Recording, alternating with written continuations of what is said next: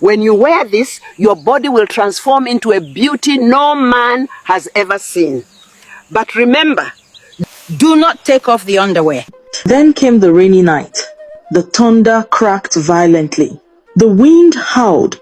Like angry spirits, Sabrina woke to find the door wide open. Okezie was gone. No footsteps, no struggle, no scream, no goodbye, just emptiness. Some villagers claimed spirits took him. Others said the gods were angry. Some whispered that jealousy had led to dark things. But Sabrina believed he was not dead. Her heart shattered into pieces too small to gather. After 2 lonely years without Okezie, Sabrina's life changed in a way no one in Ugbete had ever imagined. The same men who once swore they would rather remain single than marry her. The same men who mocked her face. The same men who laughed at her thin frame now lined up in front of her hut. They formed a queue that stretched past the old Udala tree. Men from neighboring villages traveled miles hoping to see her. Some wore their best wrappers. Some brought goats. Some brought yams. Some cried like babies, begging her to choose them. Sabrina had become the hottest cake in all of Ugbete. The beautiful maidens, those who once mocked her, watched with burning jealousy. They whispered behind her back. One day her secrets will come out. She must be using something to charm them. What does she have that we do not? Some even gathered courage, approached her, and asked, Sabrina, what are you using? Tell us your charm. But Sabrina only smiled, that gentle, quiet smile, and walked away without a word. They did not know the truth, that her blessing was a burden she never asked for. A gift the gods forced upon her, a gift that only brought her pain. Among all the men begging for her hand, one man stood out. Dele the fisherman. Dele the smooth talker. Dele, whose tongue was sweeter than ripe mango. He would sit beside her hut every evening, pretending to weep. He brought her roasted fish, fresh crabs, even small gifts carved from wood. Sabrina, he said one night, wiping fake tears, my heart beats only for you. Let me love you. Let me replace your sorrow with joy. Sabrina's heart was tired of loneliness, tired of being an object of mockery, tired of waiting for Okezie who never returned. So after many months of sweet words, after so much gentle attention, she agreed. She married Dele. Dele pretended to love her, pretended to cherish her, pretended she was his blessing from the gods.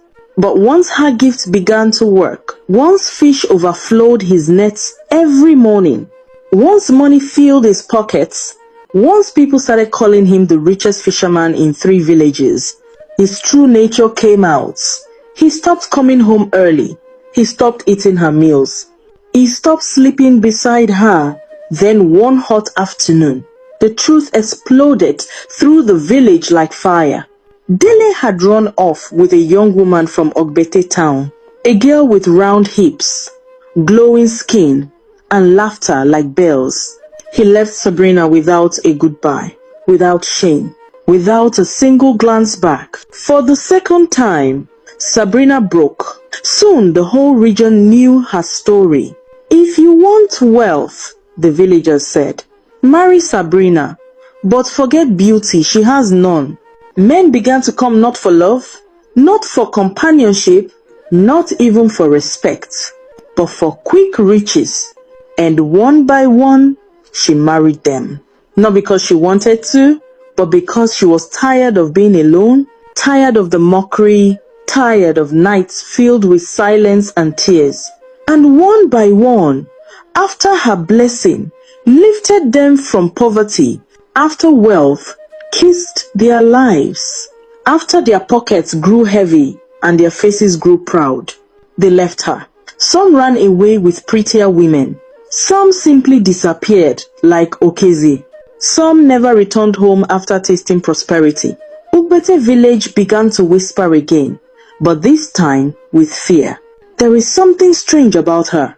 Every man she marries becomes wealthy, then vanishes. Maybe she is cursed. Maybe she is a spirit. But the men kept coming. Some out of greed, some out of foolishness, some out of desperation. And every time Sabrina gained a husband, the village held its breath, waiting for the moment he would vanish. Her heart became a cracked calabash that could hold no joy. She stopped coming outside, stopped smiling, stopped believing she was worthy of love. Her heart became her hiding place, a silent grave where hope went to die. Some villagers pitied her, most mocked her. They called her the beautiful blessing wrapped in an ugly body.